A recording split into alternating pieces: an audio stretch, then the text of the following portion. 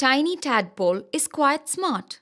Tiny was a little green and yellow tadpole who lived in the beautiful clear pond on the eastern end of the Toonban forest. Tiny was quite shy and did not make many friends beyond his small green habitat. But he knew Minky the mouse and Minku the monkey. Minky and Minku used to often come to meet Tiny, bringing small presents such as fresh fruits or special cakes with fly jelly on them. They would have tea with him and tell him about what went on in other parts of the forest. Tiny would enjoy these visits as he loved to hear all news about the forest and tell it later to his two best friends at the pond, Kobe and Loki. Kobe and Loki were twin catfishes who were without doubt the best looking fish in the pond and were admired for their handsome mustaches and glistening silvery bodies. Kobe and Loki also were thought to be very clever fish. Many a time they had outwitted water snakes and crocodiles and avoided getting caught. Tiny listened in awe to the many tales Kobe and Loki would tell and hoped that he would be as smart when he grew up to be a frog. The monsoon was the best time of the year according to Tiny, when the pond would be brimming with pattering raindrops. But sadly, it was the peak of summer with no signs of rain, and Tiny was starting to find the pond a bit crowded as the water started drying up. It was no surprise when he found other tadpoles using his lily pad for a nap. Tiny wished he would hear news of rain, and soon. The little tadpole did hear news, but neither was it good nor was it of rain.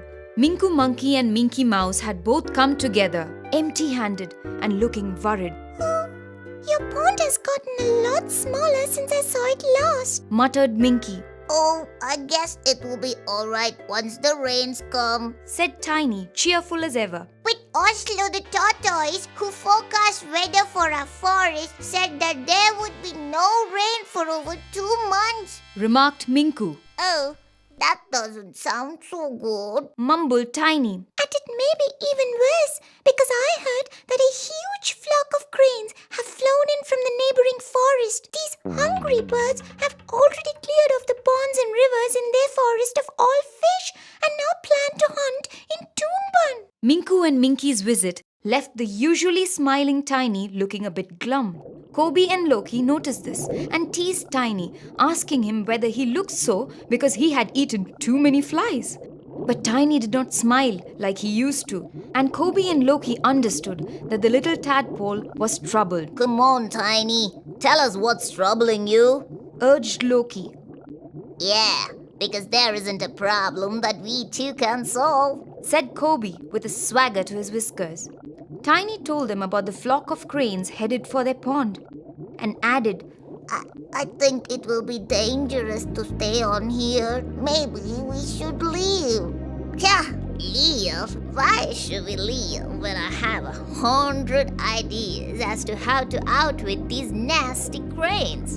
And I have 1,000 ideas that'll send the cranes running back to wherever they came from. Tiny sighed. But if the ponds get drier, we will all be sitting targets for them, and no number of ideas would work. Without water, where would we swim? Where would we hide? Oh, you worry without reason, Tiny, said Kobe with a smirk. Those cranes are no danger at all. But Tiny was sure that not only Loki, Kobe and he, but all his other friends at the pond would be eaten by the cranes.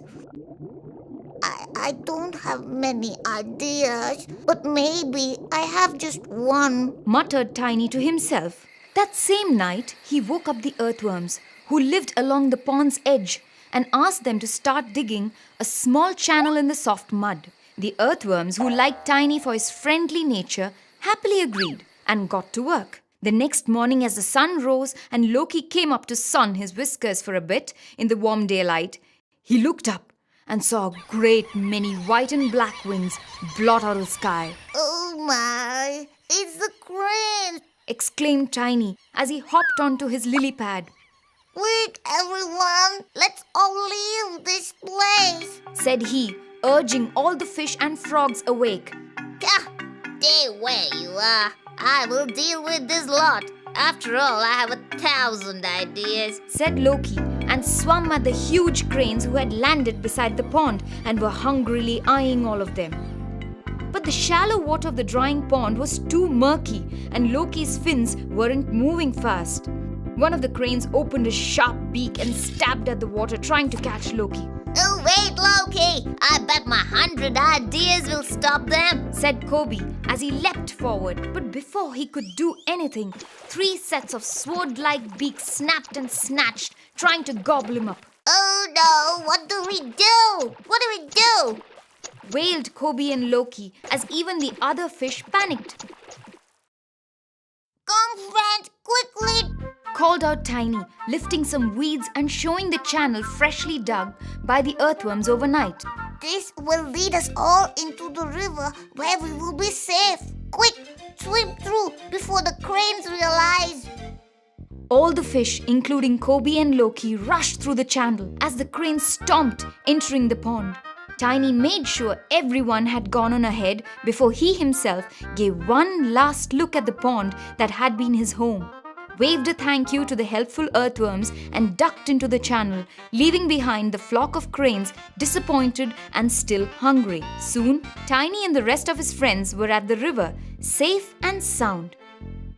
The fish and frogs cheered aloud for Tiny, who had saved them all. Even Loki and Kobe had to swallow their pride as Loki admitted, Well, Tiny Tadpole, you only had one idea, but it worked. Yes, for sure. Tiny had proved that he too was quite smart.